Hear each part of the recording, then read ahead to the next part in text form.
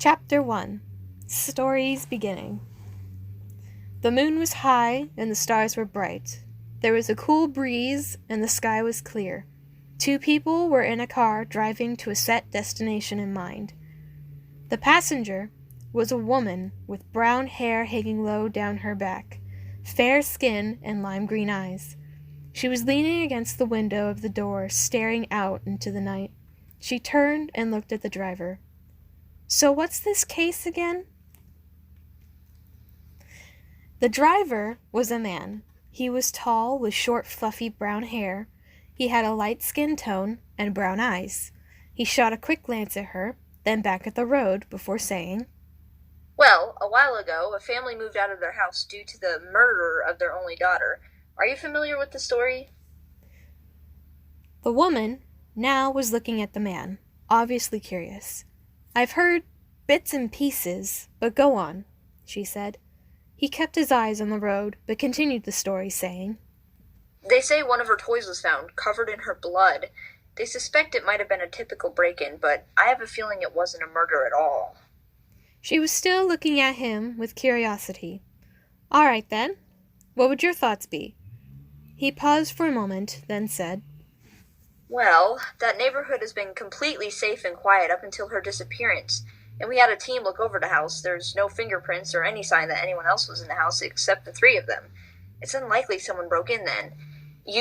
He cut off as he quickly swerved the car back onto the road. He almost hit a stop sign. Whoops, sorry. You know my thoughts on paranormal activity. I think that's what this is. Also off topic, but I think my driving skills need a touch up." He shot a glance at the woman and saw she had a death grip on the car door and the seat. "You think?" she almost screamed. He coughed slightly. Well, my license may have been forged. Anyways, I think there were paranormal monsters involved with her disappearance. Subject change. The woman relaxed her grip on the door. "Okay, so this isn't yet another possible paranormal hunt you signed us up for, is it? The last time you did this, it didn't end so well." She looked almost worried and slightly agitated. He looked almost terrified for a moment, but then cleared his throat. Hear me out. Yes, it is exactly like that, but I think I have a lead this time." She stared at him for a moment, then looked furious. "Percy, you're joking, right? You told me we wouldn't do another case like this. Last time was bad enough." Percy was sort of leaning towards the driver's side door. I know, but I was too tempted. Besides, they won't let me in normal cases back at the office. Just paperwork all the time. This is the only excitement I get. I'm still sorry about last time." The woman glared at him. "There's a reason why you're on paperwork duty. If anything, you're lucky they let you stay at the office." Percy began tearing up a little. "Well, you're lucky I still let you be my partner. And it's not just because no one else wants to work with me and you're the last known person who can put up with me enough to, but because I'm nice enough to allow you to stay." She was starting to lose her patience. "Don't be like that. You only have me as your partner because you're too afraid to go in paranormal cases on your own. Quotes on the paranormal." Percy began pouting a little. I'm no scaredy cat. I can sit through the Nightmare Before Christmas without getting scared once. And it is paranormal, trust me," he claimed. The woman resigned a little bit. "All right, fine. Let's say you're right about this for once. What is this lead you say you have?" She crossed her arms while waiting for a response. Percy kept his eyes on the road and spoke quickly. "Have you noticed that the case was shut down incredibly fast? The team must have been scared badly if they left so soon. And there's been mentions of missing pets and kids over on that side of town, but it's always quieted, so no one hears about it. Something weird is definitely up." She seemed to relax as she heard this. "That's oddly strange," she admitted. "Do you have a copy of the case file in the back by chance?" The woman began turning and looking towards the back of the car. Percy was beginning to sweat. "Oh, He seemed to look nervous. So that's what I forgot at the station." The woman froze. "You forgot the..." She face face-palmed herself.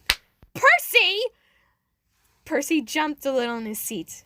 I know. I'm sorry, Jules. I must have forgotten it by the coffee machine. I got a little sidetracked. He coughed and tried to straighten up. Anyways, I can remember it well enough. There was nothing there except the girl's birth certificate and the old address of the house. Nothing at all besides that. Not even their new address. Jules starts groaning softly. Oh, geez, you're so hard to believe sometimes. She leaned towards the back of the car and grabbed a small black computer bag and pulled out a laptop. She opened it up and began typing something into the search bar. Percy began leaning towards her computer screen, not paying attention to the road.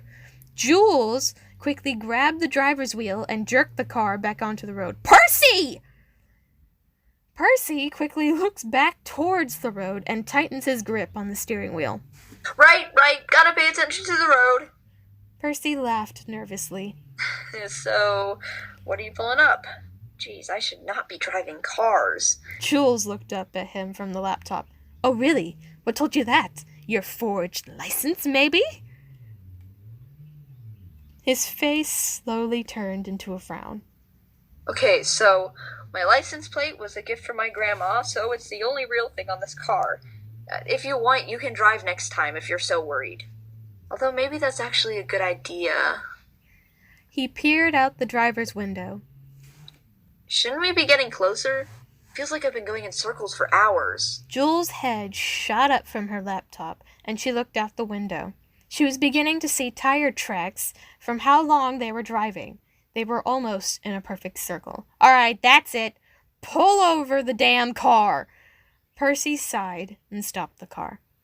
Okay, fine. But if I get kidnapped suddenly while trying to get in on the passenger side, you're paying my hospital bill when I get rescued. Jules rolled her eyes. Yeah, you say that every time.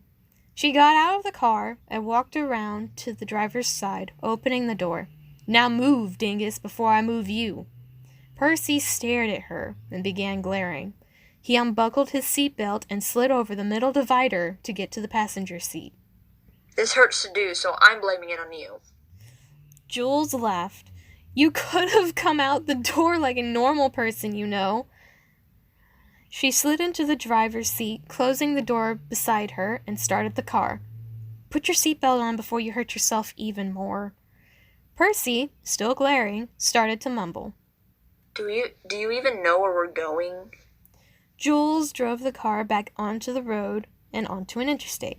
Well, before we almost drove off the road, I was able to pull up the file I needed. So yes, I know where we're going. Percy let out a sigh of relief.